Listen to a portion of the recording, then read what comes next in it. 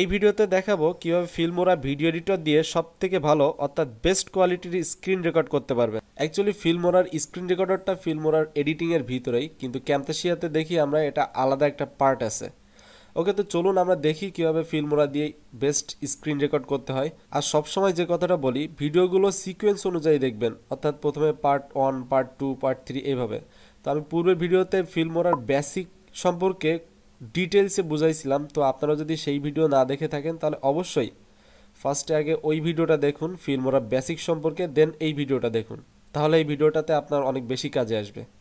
ওকে, তো আপনি যখন ফিল্মোরা এডিটিং দিয়ে স্ক্রিন রেকর্ড করতে চাইবেন, তো তখন আপনাকে প্রথমে ফিল্মোরা ওপেন করতে হবে, দেন এখানে দেখুন রেকর্ড আছে, এই যে ইন্টারফেসের এখানে রেকর্ড, এখানে যাওয়ার পরে এখানে দ্বিতীয় নাম্বার যে অপশনটা রেকর্ড পিসি স্ক্রিন, এটাতে ক্লিক করবেন।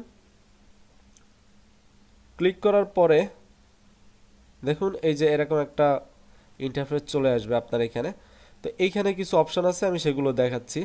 এই অপশনটা প্রথমে, এই অপশনটা হচ্ছে এটাতে ক্লিক করলে আপনার ফুল স্ক্রিনটাই রেকর্ড হবে। দেখুন এই যে পাশ দিয়ে একটা বর্ডার তৈরি হয়ে গেছে, এটাই কিন্তু মানে এই বর্ডারটা ইন্ডিকেট করে যে আপনার স্ক্রিনটা কতটুকু রেকর্ড হবে।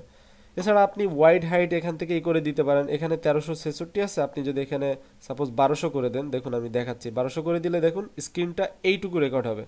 এখন আপনি চাচ্ছেন না যে এই পাশে কোনো কিছু রেকর্ড না হোক, তো তার জন্য আপনি জাস্ট এখান থেকে এখানে এই যে এটাই করে আপনি এখান থেকে একটু বামে নিয়ে আসতে পারবেন। ঠিক আছে, এটা আপনাদের মতো কাস্টমাইজ করে নিতে পারবেন। তো আমরা বেসিক্যালি সবসময় কি আমরা ফুল স্ক্রিন রেকর্ড করি, তাই না?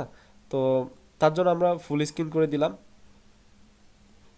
ওকে, সো আপনারা যখন ফুল স্ক্রিন রেকর্ড করবেন অবশ্যই এটাতে ক্লিক করে রাখবেন। এরপরে আছে সাউন্ড, অর্থাৎ আপনি কোন স্পিকারে সাউন্ড শুনতে চান। তো এটা যেহেতু আমার এখানে দেওয়া স্পিকার এইচপি আমার ল্যাপটপেরই স্পিকার, সো আমি এটাতেই অডিও শুনতে চাই। এবং এই পাশেরটা হচ্ছে ইম্পর্টেন্ট, এটা অতটা বেশি ইম্পর্টেন্ট না, আপনি যখন শুনতে চাইবেন তখন এটা, বাট আমরা তো রেকর্ড করব, তাই না? তো স্ক্রিন রেকর্ড করার জন্য এটা মেইন অনেক বেশি ইম্পর্টেন্ট। মাঝে মাঝে আমরা এই ভুল কাজটা করি, দেখা যাচ্ছে রেকর্ডিং করছি ভালো একটা মাইক্রোফোনে, বাট আমাদের রেকর্ডিংটা সুন্দর শোনা যাচ্ছে না। তার একটাই কারণ, এখান থেকে আপনারা সিলেক্ট করেন না। তো এখানে অবশ্যই যে টিকমার্ক আছে, টিকমার্ক না, এই যে নিচু, এটাতে ক্লিক করবেন। ক্লিক করার পরে এখানে দেখবেন যে এটা হচ্ছে আপনার ল্যাপটপের মাইক্রোফোন হতে পারে, এটা হচ্ছে অন্যটা। আর এই যে ফার্স্টের যে মাইক্রোফোনটা আছে এটা হচ্ছে আমার এক্সটার্নাল যে মাইক্রোফোনটা আমি ইউজ করছি সেটা। তো অবশ্যই আপনারা যে মাইক্রোফোনটা ইউজ করবেন সেটা অবশ্যই সিলেক্ট করে দিবেন। তো আমার যেহেতু এটা, আমি এটা সিলেক্ট করে দিলাম। দেওয়ার পরে এখানে এই কাজটা তো শেষ, এখন হচ্ছে সেটিংসের ভিতরে কিছু ফ্যাক্ট আছে যেটা অনেক বেশি ইম্পর্টেন্ট। সেভ টু, অর্থাৎ আপনার এই রেকর্ডিংটা শেষ হওয়ার পরে ফাইলটা কোথায় সেভ হবে, তো আপনারা আপনাদের ইচ্ছা মতো যেখানে সেভ করতে চান সেখানে সেভ করে দিন। আমি ডেস্কটপে দিয়ে দিলাম। এরপর আছে frame rate, FPS, frame per second. তো আমার মনে হয় না 25-এর বেশি লাগে, ডিফল্টভাবে এখানে 25 থাকবে, আপনারা 25ই দিয়ে রাখবেন। বেশি দিতে চাইলে বেশি দিতে পারেন, কিন্তু সেটাতে কোনো কাজে আসবে বলে মনে হয় না। এরপরে আছে কোয়ালিটি, আপনি কোয়ালিটি কতটা করতে চান। তো এখানে আমি বেস্ট দিয়ে রাখি, বেস্ট কোয়ালিটির আমি আউটপুটটা চাই, অর্থাৎ ভালো একটা স্ক্রিন রেকর্ড করতে চাই। এরপরে স্টপ রেকর্ডিং আফটার, অর্থাৎ আপনি এখানে টাইমার দিয়ে দিতে পারবেন যে এত ঘন্টা, এত মিনিট পরে, এত সেকেন্ড পরে এটা অটোমেটিক্যালি স্টপ হয়ে যাবে, আপনাকে আর স্টপ করা লাগবে না। অনেক সময় এরকম বিভিন্ন প্রজেক্টের জন্য কাজে লাগে যে একটা নির্দিষ্ট টাইম পর্যন্ত রেকর্ড করতে হয়, দেন তারপরে স্টপ করতে হয়। তো এখান থেকে আপনারা চাইলে রেকর্ডিং এখানে আপনারা স্টপ করে দিতে পারেন। এখানে জাস্ট টিক মার্ক দিয়ে এখানে আপনার টাইমটা একটু সিলেক্ট করে দিবেন, দিলে ওই 23, এখানে আছে 23 ঘন্টা 59 মিনিট 59 সেকেন্ড, অর্থাৎ এই সময় পরে অটোমেটিক্যালি এটা স্টপ হয়ে যাবে, অর্থাৎ রেকর্ডিং স্টপ করে দেবে। ঠিক আছে, তো আপনারা চাইলে এটা করে নিতে পারবেন, আমি এটা দিলাম না।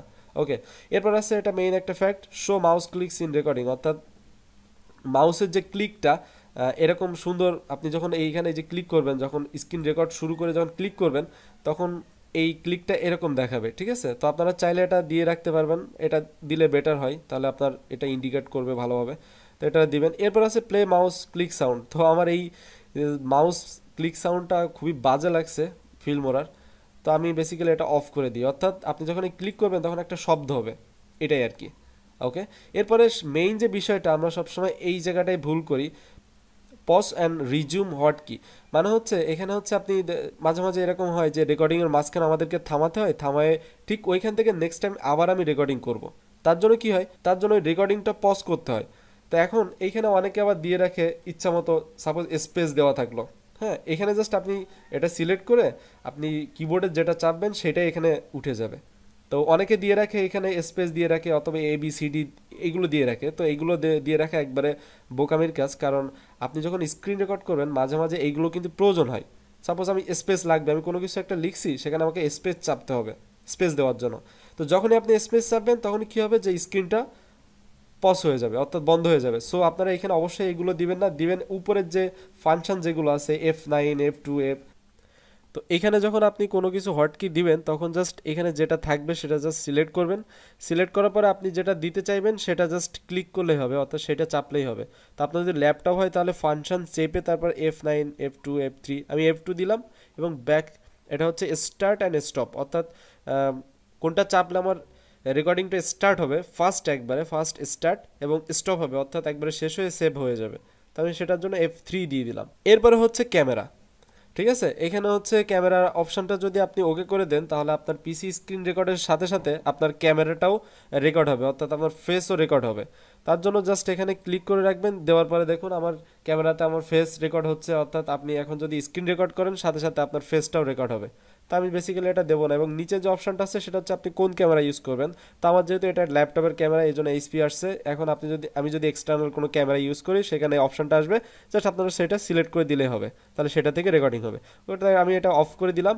এরপরে জাস্ট আপনাকে এখানে সবই শেষ, এরপরে জাস্ট স্ক্রিন রেকর্ডারটা এখান থেকে স্টার্ট করে দিতে হবে, অর্থাৎ এখানে যে স্টার্টের যে অপশনটা আছে আপনি এখান থেকে স্টার্ট করে দিবেন।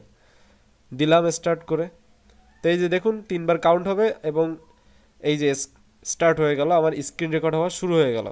এখন আমি যদি স্ক্রিনের উপরে কোনো কিছু করি, এই যে ক্লিক করছি, দেন আমার ল্যাপটপের ফাইলে ঢুকছি, যাই করি না কেন আমি স্ক্রিনে যাই করব সেটা আমার ভিডিও আকারে এখন রেকর্ড হচ্ছে। তো আপনারা অবশ্যই কিটা মনে রাখবেন যে কোন কিটা চাপলে আপনার ভিডিও স্টপ হবে, অর্থাৎ স্ক্রিন রেকর্ডিং স্টপ হবে। আর ল্যাপটপ হলে অবশ্যই ফাংশন বাটন চেপে তারপরে সেটা চাপবেন। তো আমি ফাংশন চেপে মেবি আমি F3 দিছিলাম। তো আমি যদি F3 চাপি দেখুন আমার ভিডিওটা অটোমেটিক্যালি সেভ হয়ে যাবে। এবং এই যে অপশনটা আছে এটা আমি অলরেডি ফার্স্ট ভিডিও টিউটোরিয়ালে বুঝিয়েছিলাম যে এটা কি অ্যাকচুয়ালি। তো আপনারা যদি ফার্স্ট ভিডিও টিউটোরিয়ালটা না দেখে থাকেন পার্ট 1 তাহলে অবশ্যই এটা দেখবেন। ওকে, তো আমি এখানে ইয়েস করে দিলাম এবং এটাকে আমি ফুল স্ক্রিনে করে দিলাম। এখন আমি যে স্ক্রিনটা রেকর্ড করলাম সেটা হচ্ছে এইটা, অর্থাৎ একটা ভিডিও আকারে চলে আসলো। এখন আমি যদি এটাকে, এখন আমাকে তো এটা অবশ্যই টাইমলাইনে আনতে হবে এডিট করার জন্য। আর এটা কি সেটাও আমি একটু আগে বুঝালাম। তো এইবার যে বিষয়টা হচ্ছে দেখুন, আমি যদি এখন একটু প্লে করি আপনারা স্টার্ট হয়ে গেল, আমার স্ক্রিন রেকর্ড হওয়া শুরু হয়ে গেল। এখন আমি যদি স্ক্রিনের উপরে কোনো কিছু করি, এই যে দেখুন ক্লিক করছি, দেন আমার ল্যাপটপের, তো দেখুন আমার স্ক্রিনটা কিন্তু রেকর্ড হয়ে গেছে এবং সেটা একটা ভিডিও আকারে। এখন আপনারা চাইলে এই ভিডিও কাটসাট করে আপনাদের যা মন চায় সেগুলো করবেন, করার পরে আপনারা একবারে সব কিছু করার পরে এক্সপোর্ট দিয়ে দেবেন। এখন আমি যদি এই ফিল্মোরার স্ক্রিন রেকর্ডার এবং ক্যামতাশিয়া স্ক্রিন রেকর্ডারের সাথে তুলনা করি তাহলে অবশ্যই আমি বলবো যে ক্যামতাশিয়ার স্ক্রিন রেকর্ডারটা বেস্ট ফিল্মোরা থেকে, কারণ ক্যামতাশিয়া স্ক্রিন রেকর্ডারে কিছু এক্সট্রা কিছু ফাংশন আছে যেগুলো অ্যাকচুয়ালি ফিল্মোরা এখানে নেই। ঠিক আছে, তো ওইটা আমার কাছে খুবই ভালো লাগে। ওখানে কিছু আপনি মার্কার ইউজ করতে পারবেন, অর্থাৎ স্ক্রিন রেকর্ড হতে হতে আপনি অনেক ফিচার ওইখানে অ্যাড করতে পারবেন, অনেক কিছু ইউজ করতে পারবেন।